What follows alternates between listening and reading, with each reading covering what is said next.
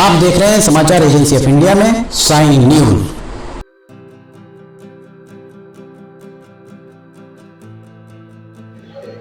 नमस्कार दोस्तों, समाचार एजेंसी ऑफ इंडिया की साइन न्यूज में लिमटी की लालटेन के 446वें एपिसोड में एक बार फिर आपका स्वागत है। हम आज बात करने जा रहे हैं देश के एक बहुत बड़े राजनेता हमसे बिछड़ गए हैं, हमसे दूर चले गए हैं, अनंत यात्रा पर भी चले गए हैं।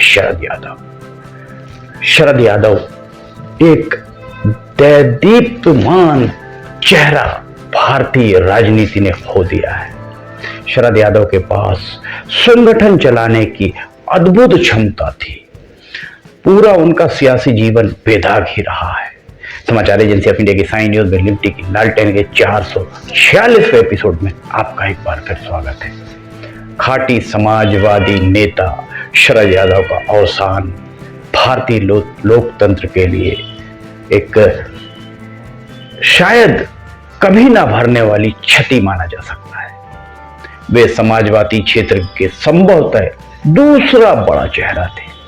वे देश के 3 राज्यों से चुनाव लड़े, 7 बार वे लोकसभा सदस्य रहे और उसके अलावा वे राज्यसभा के सदस्य भी रहे। शरद यादव का आरंभिक जीवन मध्य प्रदेश की संस्कारधानी जबलपुर में बीता है। वे इंजीनियरिंग स्नातक थे। उनके निधन से देश की लोकतांत्रिक राजनीति का एक दैदीप्यमान सितारा आसमान से लुप्त हो गया है। शरद यादव को करीब से जानने वाले इस बात को बेहतर तरीके से जानते हैं कि वे गांधीवादी समाजवाद की क्रांतिकारी विचारधारा के पोषक रहे। वे कभी अपने सिद्धांतों से समझौता उन्होंने कभी नहीं किया। वे कभी अपने सिद्धांतों से समझौता करते ही नहीं थे। मध्य प्रदेश की संस्कारधानी जबलपुर में इमरजेंसी के पहले उन्हें जेल में बंद कर दिया गया था। इसके बावजूद भी वे जेल में रहकर चुनाव लड़े और भारी बहुमतों से विजयी हुए। 1974 में लोकसभा, जबलपुर की जो लोकसभा सीट है, उससे उपचुनाव के दौरान वे भारी बहुमतों से विजयी हुए और उसमें सबसे महत्वपूर्ण बात यह थी कि वे निर्दलीय उम्मीदवार के रूप में उन्होंने अपना परचम लहराया था। शरद यादव भले ही समाजवादी विचारधारा के प्रति समर्पित रहे हों, किंतु इसके बावजूद भी उनके दोस्त, मित्र, यार, मिलने वाले, परिचित हर विचारधारा के लोग हुआ करते थे। हर विचारधारा के लोगों का समावेश उसमें हुआ करता था।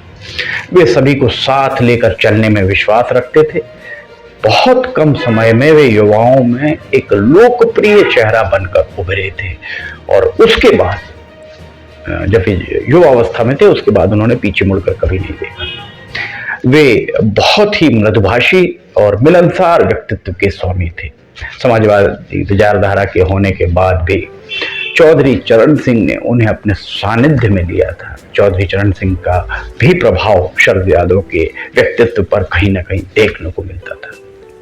शरद यादव बहुत ही स्पष्ट वक्ता थे, पर उन्होंने कभी भी किसी के प्रति भी शायद ही कभी कटु शब्दों का प्रयोग किया हो।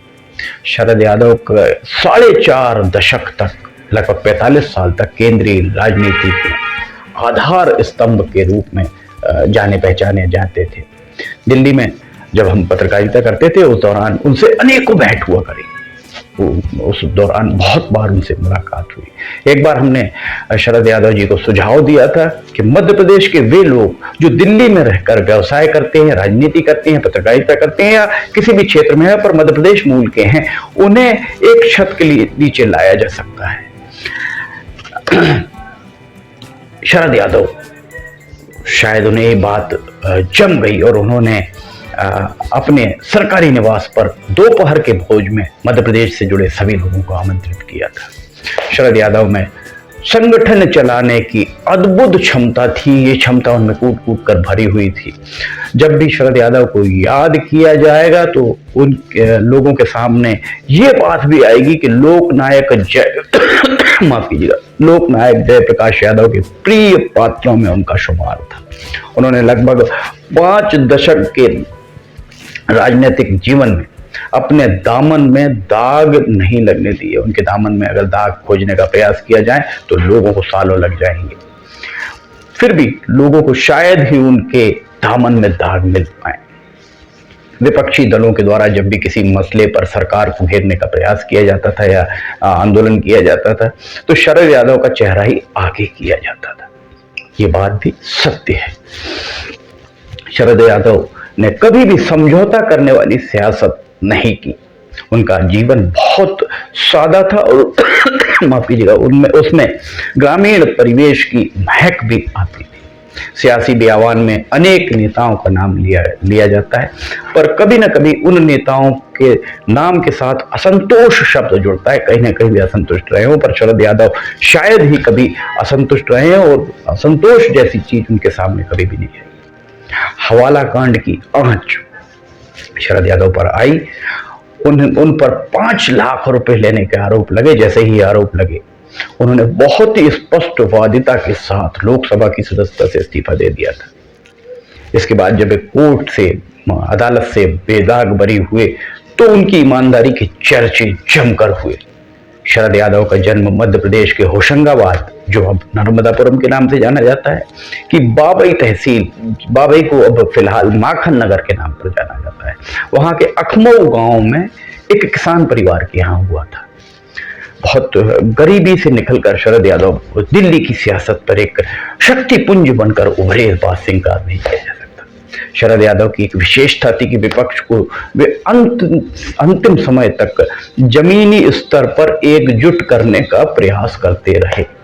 उनकी कोशिश थी कि विपक्ष एकजुट रहे। आने वाले समय में जब भी विपक्ष विरोध के लिए नारेबाजी करेगा, तस्वीरों में जब शरद यादव का चेहरा नहीं दिखाई देगा तो लोगों को उनकी कमी का एहसास होगा। शरद यादव के निधन से भारतीय सियासत में आई रिक्तता को भरना शायद संभव ना हो पाए। लिमटी की लालटेन के 446वें एपिसोड में फिलहाल इतना ही। अगर आपको समाचार एजेंसी ऑफ इंडिया की साइन न्यूज में लिमटी की लालटेन पसंद आ रही हो तो आप लाइक, सब्सक्राइब और शेयर जरूर कीजिएगा। लिमटी की लालटेन रोजाना सुबह 7 बजे प्रसारित होती है। अगर आप इसे देखना चाहते हैं तो समाचार एजेंसी ऑफ इंडिया की वेबसाइट या साइन न्यूज की न्यूज चैनल पर जाकर आप इसे देख सकते हैं। समाचार एजेंसी ऑफ इंडिया के सहयोगी अखिलेश दुबे के साथ लिमटी की लालटेन का 447वां एपिसोड लेकर बहुत जल्द हाजिर होंगे। फिलहाल इजाजत लेना चाहेंगे। जय हिंद।